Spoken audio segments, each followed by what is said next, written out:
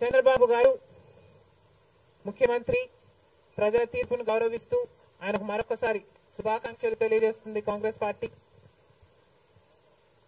అలాగే చంద్రబాబు గారికి మరొకసారి గుర్తు చేస్తుంది కాంగ్రెస్ పార్టీ మన రాష్ట్రానికి రావాల్సిన ప్రత్యేక హోదా.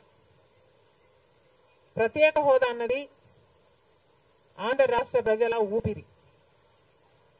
10 సంవత్సరాలుగా మోడీ గారు బీజేపీ పార్టీ ప్రత్యేక హోదా విషయంలో ఆంధ్ర రాష్ట్రాన్ని ఆంధ్ర ప్రజలను మోసమే చేశారు.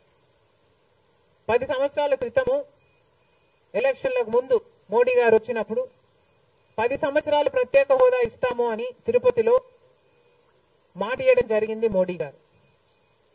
అప్పుడు చంద్రబాబు గారు చెప్పిన మాట 10 సంవత్సరాలు సరిపోదు, 15 సంవత్సరాలు కావాలి అన్నారు అదే సభలో. కానీ 10 సంవత్సరాలు గడిచిపోయినా కూడా ఈ రోజు వరకు కూడా బీజేపీ పార్టీ ఆ మాటను నిలబెట్టుకోలేదు.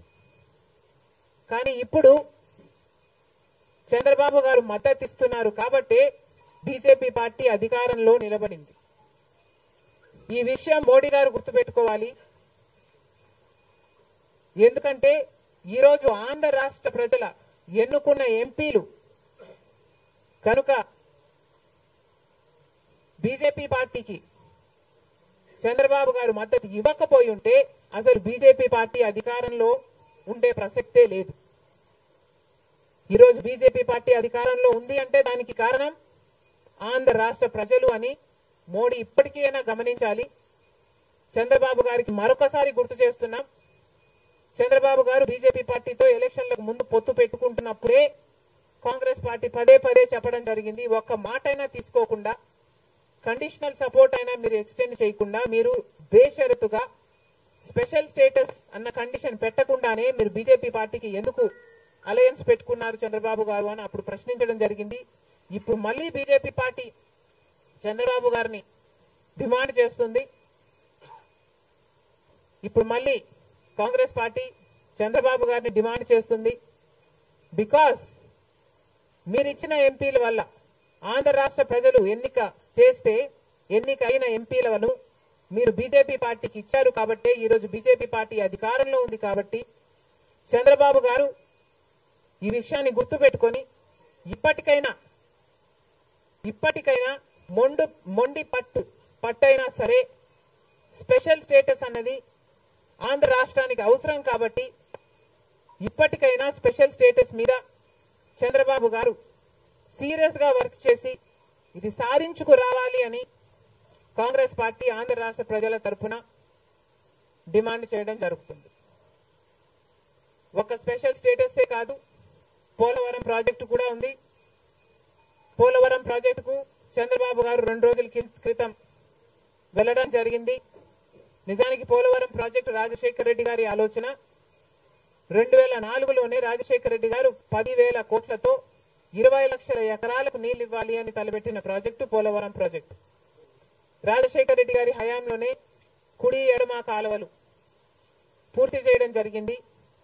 ఆ కాంగ్రెస్ హయాంలోనే 4,500 కోట్లు అంటే దాదాపుగా 40% పనులు పూర్తి చేయడం కూడా జరిగింది. కానీ తర్వాత అధికారంలోకి వచ్చిన చంద్రబాబు గారు పోలవరం ప్రాజెక్టు కాస్టును అమాంతంగా 29,000 కోట్లకు పెంచారు. కానీ పనులు మాత్రం పూర్తయినట్టు ఎక్కడా కనిపించలేదు. 2018 కల్లా నేను పూర్తి చేస్తాను అని రాసి పెట్టుకోండి అని చంద్రబాబు గారు ఆ రోజు అసెంబ్లీ సాక్షిగా ఛాలెంజ్ కూడా చేశారు. కానీ పోలవరం ప్రాజెక్టు చంద్రబాబు గారి వాళ్ళ సాధ్యం కాలేదు, పూర్తి చేయలేదు. ఆ తర్వాత అధికారంలోకి వచ్చిన జగన్మోహన్ రెడ్డి గారు పోలవరం ప్రాజెక్టుని మళ్ళీ రివర్స్ టెండరింగ్ అంటూ మొదలుపెట్టి 55,000 కోట్ల రూపాయలకు దాన్ని ప్రాజెక్టు కాస్టును పెంచారు. తీరా చూస్తే ఏ పని జరగలేదు. ఇప్పటికైనా చంద్రబాబు గారు చెప్తున్న మాట ఏమిటి అంటే 75% పనులు మా హయాంలోనే పూర్తయ్యాయి, 25% పనులు మిగులున్నాయి, నేను పూర్తి చేస్తాను అని చెప్పడం జరిగింది మొన్న చంద్రబాబు గారు. చంద్రబాబు గారిని కాంగ్రెస్ పార్టీ ప్రశ్నిస్తుంది.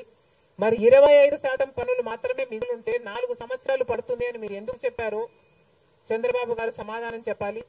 పోలవరం ప్రాజెక్టు మీద ప్రజలకు క్లారిటీ లేదు కాబట్టి పోలవరం ప్రాజెక్టు మీద ఒక వైట్ పేపర్ మీరు రిలీజ్ చేయండి. దాంట్లో అసలు పోలవరం పరిస్థితి ఏమిటి, దాని డిజైనింగ్ దగ్గర నుంచి మొదలు పెడితే అసలు దాని ప్రస్తుత పరిస్థితి ఏమిటి, మీరున్న 5 సంవత్సరాల అధికారంలో ఉన్నప్పుడు ఏం చేశారు, తర్వాత జగన్మోహన్ రెడ్డి గారు ఏం చేశారు, ఇప్పుడు ఏమి చేయాలి, కథ ఏమిటి, అన్నిటి మీద చేస్తుంది. ఇదే కాకుండా రాష్ట్రంలో ఎన్నో సమస్యలు ఉన్నాయి. ఏపీ రీఆర్గనైజేషన్ యాక్ట్ లో మనం తెచ్చుకోవాల్సింది, సాధించుకోవాల్సింది ఎన్నో ఉన్నాయి. అవన్నీ కూడా క్యాపిటల్ సిటీ అయితేనేమి, పోర్ట్లు అయితేనేమి, కడపలో స్టీల్ ఫ్యాక్టరీ అయితేనేమి, వీటన్నిటి మీద చంద్రబాబు గారు పని చేయాల్సి ఉంటుంది. మన రాష్ట్రంలో ఎక్కడా లేని విధంగా 50 లక్షల మంది బిడ్డలు ఉద్యోగాలు లేకుండా ఉన్నారు. ఇవన్నీ దృష్టిలో పెట్టుకొని చంద్రబాబు గారు ప్రజలకు ఒక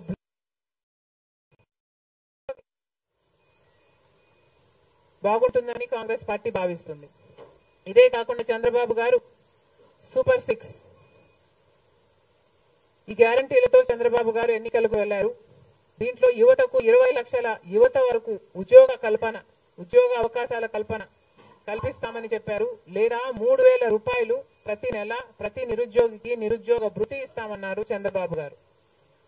అదే కాకుండా స్కూల్ కు వెళ్లే పిల్లలకు ప్రతి విద్యార్థికి 15,000 రూపాయలు సంవత్సరానికి ఇస్తామని చెప్పారు. ప్రతి రైతుకి 20,000 రూపాయలు ఆర్థిక సహాయం ఇస్తామన్నారు. ప్రతి మహిళకు నెలకు 1,500 ఆర్థిక సహాయం, అంటే ప్రతి మహిళకి కూడా ఒక పెన్షన్ లాగా 1,500 ఇస్తామని చంద్రబాబు గారు మాటిచ్చారు. మహిళలకు ఉచిత బస్ ప్రయాణమే కాకుండా ఏడాదికి 3 గ్యాస్ సిలిండర్లు కూడా ఉచితంగా ఇస్తామని చంద్రబాబు గారు సూపర్ 6 లో ఇవ్వడం జరిగింది. ఇవన్నీ కూడా చంద్రబాబు గారు దీని విధి విధానాలు ఏమిటో, మొదలు పెట్టే తేదీ ఏమిటో వీటి మీద కూడా చంద్రబాబు గారికి స్పష్టత ఇవ్వాల్సిన అవసరం ఉంది. ఇవన్నీ ఎందుకు చెప్తున్నాము అంటే మన రాష్ట్రము మిగతా రాష్ట్రాల్లాగా కాదు. మన రాష్ట్రము చాలా వెనకబడి ఉన్న రాష్ట్రం. వెంటనే పని చేయాల్సిన అవసరం ఉంది కాబట్టి మేము చంద్రబాబు గారిని మన రాష్ట్రము ఒక స్పెషల్ చైల్డ్ కి కావాల్సిన నీడ్స్ మన రాష్ట్రానికి ఉన్నాయి కాబట్టి కనీసం మీరు ఇప్పుడే గెలిచారు, ఆ విషయం మాకు కూడా తెలుసు. కానీ హనీమూన్ పీరియడ్ కూడా మీరు తీసుకునే పరిస్థితి లేదు. వెంటనే పనిలోకి దిగాలి, ఇవన్నీ చెయ్యాలి, మొదలు పెట్టాలి అని కాంగ్రెస్ పార్టీ చంద్రబాబు గారికి సూచిస్తుంది. అంతేకాదు కాంగ్రెస్ పార్టీ తరఫున మేమందరం కూడా ప్రజల పక్షాన నిలబడుతూనే ఉంటాం. ప్రత్యేక హోదా గురించి అయితేనేమి, ఆంధ్ర రాష్ట్ర బిడ్డల భవిష్యత్తు గురించి అయితేనేమి కొట్లాడు వైఫల్యాలను ఎత్తి చూపుతూనే ఉంటాం. ఒక కన్స్ట్రక్టివ్ అపోజిషన్ గా కాంగ్రెస్ పార్టీ నిలుస్తుందని ఆంధ్ర రాష్ట్ర ప్రజలకు మరొకసారి ఏపీపీసీసీ మాటిస్తుంది. Thank you.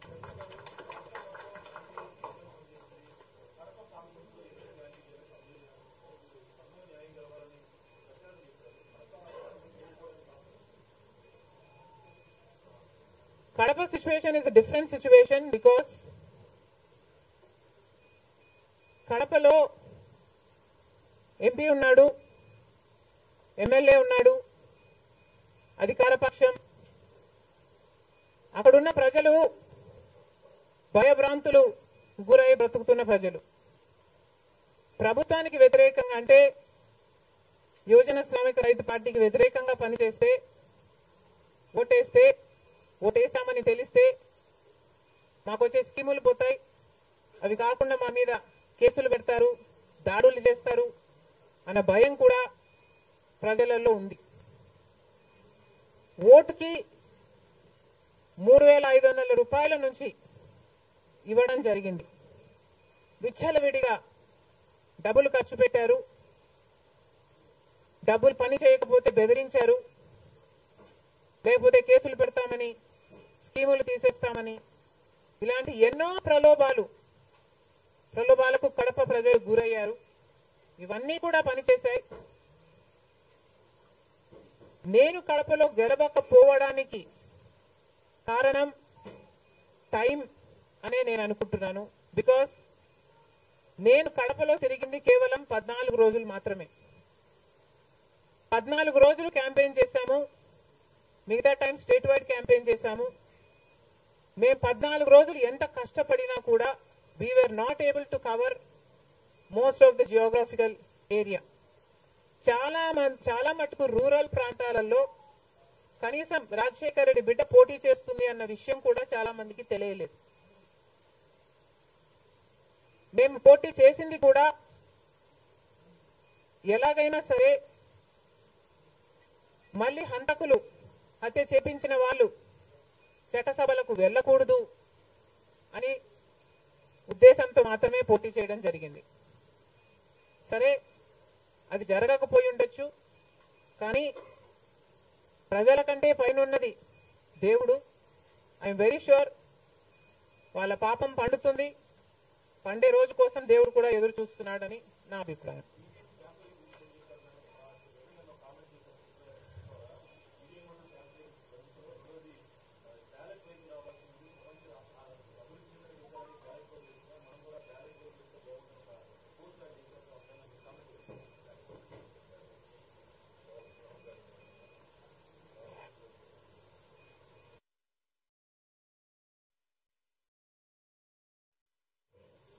ఐ ఫీల్ మేధావులు కూర్చొని సుప్రీంకోర్టుతో సహా అందరూ కూర్చొని, ఇది అంత దేశానికి సంబంధించిన విషయం కాబట్టి అందరూ కూర్చొని ఓ నిర్ణయానికి వస్తే దేశ ప్రజలు హర్షిస్తారన్నది నా అభిప్రాయం.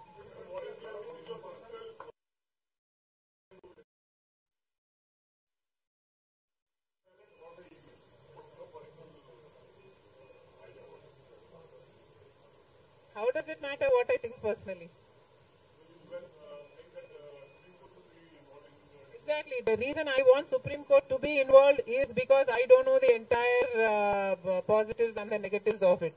So there should be intellectuals, there should be the best of the judicial sitting and discussing over it and see the pros and the cons of it and then come to a decision is what I think. Because as of now, I do not have the entire information of the whole topic.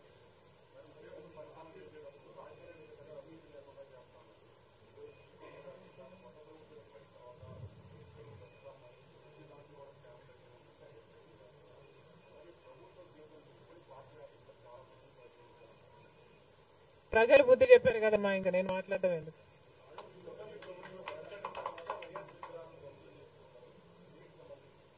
ఇది చాలా దారుణం, ఇది చాలా దారుణం. కేవలం ఒక party ఓడిపోయింది కాబట్టి రాజశేఖర రెడ్డి గారి విగ్రహాలని ధ్వంసం చేయడం అన్నది చాలా దారుణం. రాజశేఖర రెడ్డి గారు ఒక మహానాయకుడు, ఆంధ్ర రాష్ట్ర ప్రజలకు నమ్మకంగా సేవ చేసిన నాయకుడు. సేవ చేస్తూనే ప్రజల మధ్యలో నేను ఇంకా ఎంతో చేయాలి, సాధించాలి అని రచ్చబండకని బయలుదేరి వెళ్లి చనిపోయిన నాయకుడు రాజశేఖర రెడ్డి గారు. రాజశేఖర రెడ్డి గారు లాంటి మహానాయకుడు చనిపోతే దాదాపు 7,000 మంది ప్రజలు ఆ బాధ తట్టుకోలేక, నిజాన్ని జీర్ణించుకోలేక ఆయన వెనకాలే చనిపోయారు. అంత గొప్ప నాయకుడు రాజశేఖర రెడ్డి గారు. ఒకసారి ఏం చేస్తున్నాము అని ఇలాంటి వారు ఆలోచన చేసుకోవాలి. చనిపోయిన వాళ్లకు కూడా రాజకీయాలు ఆపాదించడం ధర్మం కాదు. చనిపోయిన వాళ్లకు కూడా గెలుపు ఓటములు ఆపాదించడం న్యాయం కాదు.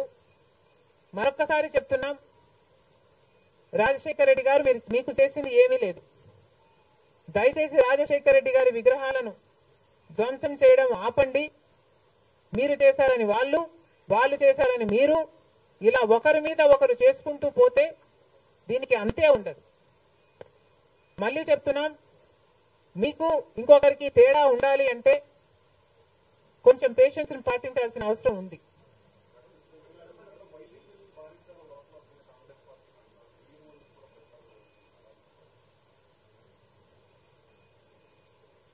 ఈవెన్చువలీ పిల్ల కాలువలన్నీ సముద్రంలో కలవాల్సిందే.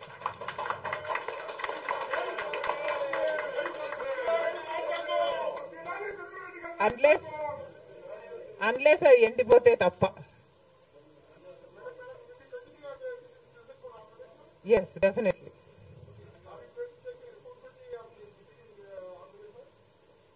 There is no taking the responsibility of anything in Andhra Pradesh, because in Andhra Pradesh, Congress is the only party that has stood by the people and has fought for the special status.